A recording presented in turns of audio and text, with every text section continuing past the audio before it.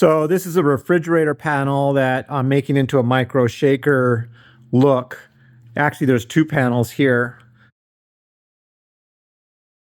This is another refrigerator panel.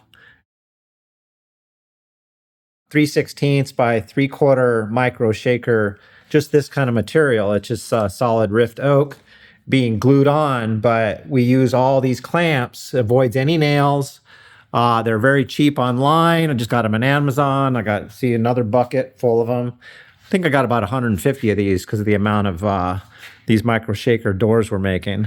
You have to be very careful to make the edge even or just slightly proud, and you sand it, and then we put a little bit of wood fill where needed, so it ends up looking like this. You can see the edges look really good as you go down. We just wait till these dry, and then we do the pieces in between. For example, on this one, we'll just cut another piece now, and you can see these are part of the panels that are going on the refrigerator. So here's the kitchen, that refrigerator side as we were working on it.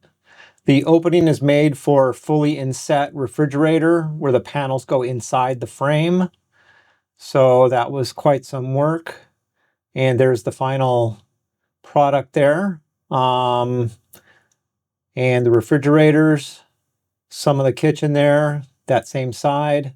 I'll do some photos and some more video on this kitchen, other areas of it. These are the micro shaker drawer fronts being made, and another refrigerator in another area of that same kitchen. I really appreciate you watching this, and I'll see you on the next one.